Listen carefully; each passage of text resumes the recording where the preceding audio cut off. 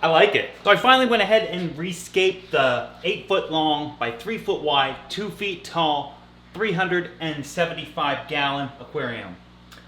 I owe you guys a bit of an explanation though first. Okay, so Tuesday we went live here on YouTube.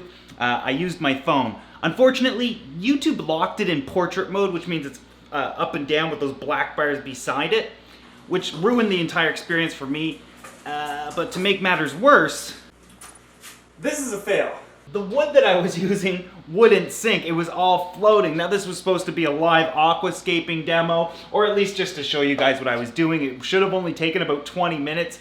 Frustration built. I called it a fail, and we just kind of talked. I answered some questions. We interacted for like an hour. I loved that, by the way. I hope you guys did as well. But ultimately, the video was such a disappointment that I deleted it. I told you guys we'll come back on Thursday, and I'll show you what happened. Now, the wood that's all throughout this 375-gallon aquarium is just this manzanita wood. And a lot of this and a lot of the shapes might even look familiar because it's the same wood that was in it previously. I went ahead and used this again for 2 reasons. One, I wanted to use wood that was already all the same color. I'll show you what's going on in a minute, though. Secondly, it's already waterlogged, or was supposed to be, so I knew it was going to sink and we could immediately start scaping. Unfortunately, it took about 1 day for it to sink. Usually it'll take 2 or 3, sometimes a week or so.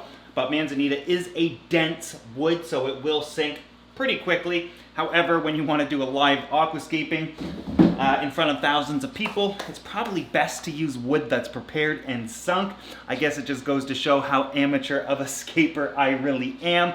And hey, I say it all the time, I'm not that great. I'm starting to enjoy it, and that's why I kind of wanted to give this a whole new scape as opposed to the last scape we did.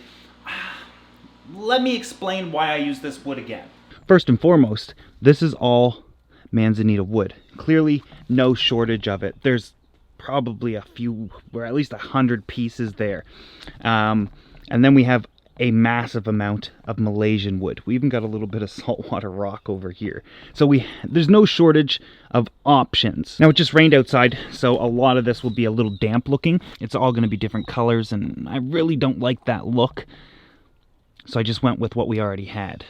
I guess the biggest thing that influenced my decision on the wood I was going to use is simply because I wanted to do it live.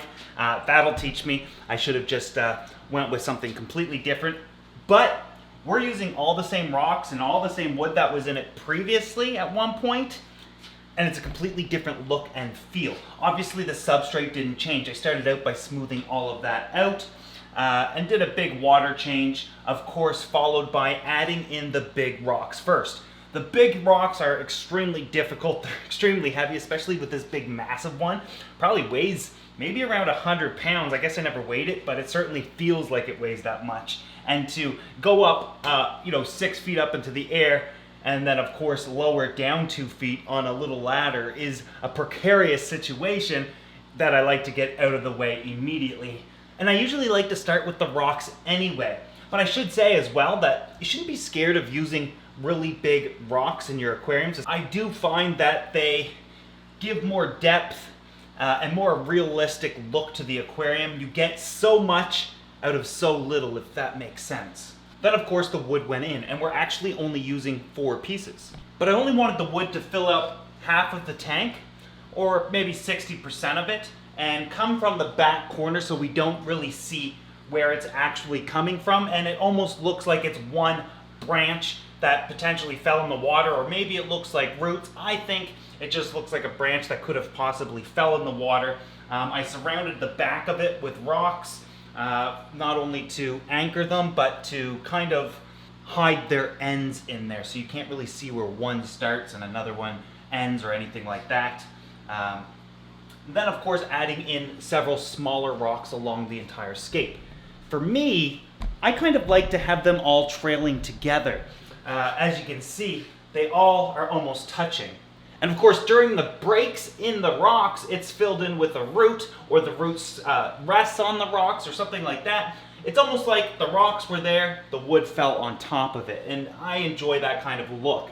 Now the plants, of course, are not real. I can't have plants in here with the vieja. they tear them apart, they eat them, they make an absolute mess out of them. I did have some success, minor success, with some Anubias as well as some Java ferns. But when I added them to this tank, as their only option for plants to eat, they ate those as well. I think I could probably have some success with Java moss or of some sort, but I'm satisfied with the fake plants. I'd love to get your opinion on them. They're kind of cool and kind of natural. Downside is they're all the same height, so I think I might take some scissors and snip them a little bit, give them different heights, which would look more natural. Now, one of the biggest problems with owning really big aquariums with fish in it that are going to get really big is creating a scape that also has some depth to it. What I mean is, with these big fish, they're going to need a tremendous amount of room. The Vieja are going to get to around 10 inches or more. Some of the species that in here could push, 14 inches type of deal.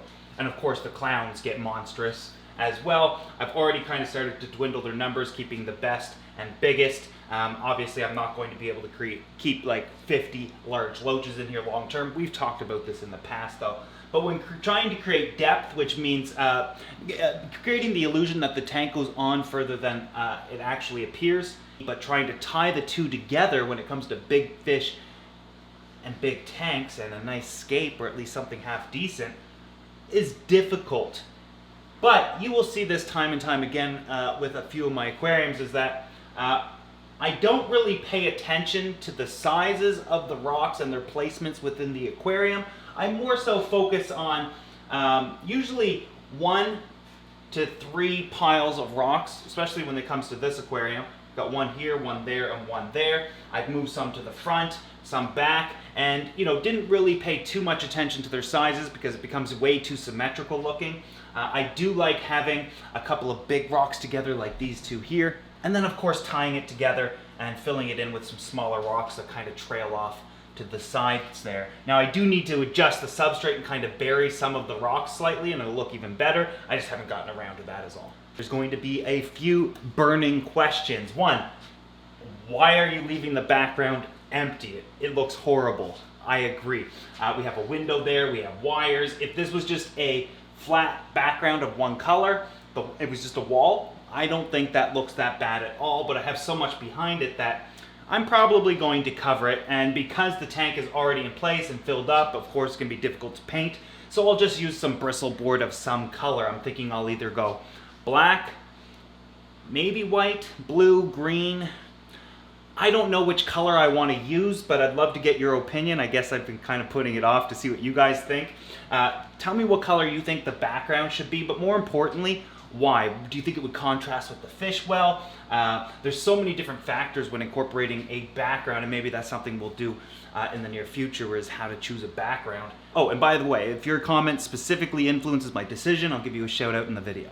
You'll notice that there's also less equipment in the tank. The returns are currently shut off just for this video because I still haven't addressed my plumbing problem, which is a shortage of hoses. That's because I have to redesign the filtration room, which I haven't gotten to yet. Take it easy on me. But once we do, this will all be silenced. So when the video's done, I'll turn it all back on. I also replaced the wave makers that were in it previously. So previously we had, actually it was these two.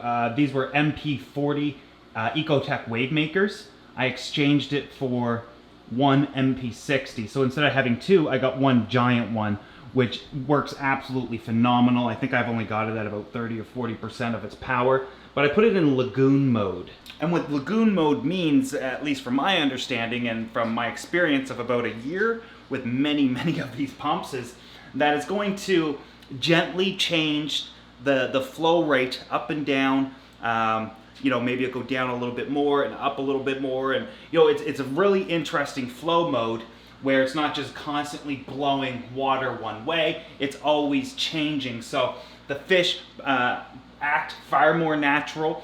They don't have predictable swimming patterns because of a one directional flow that's constantly flowing the same way.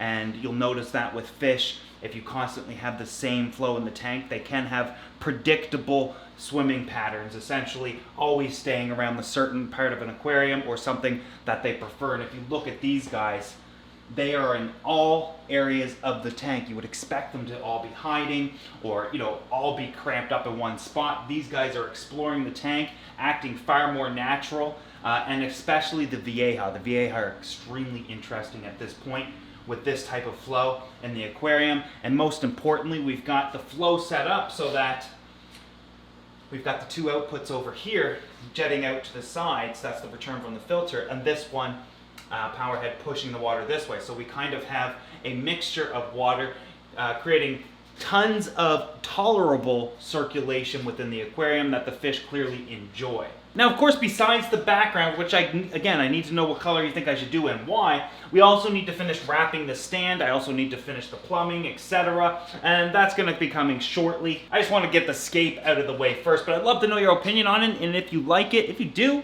let me know in the comment section below. If you do not, let me know as well and why. Of course, it's always the why that's the most important, isn't it?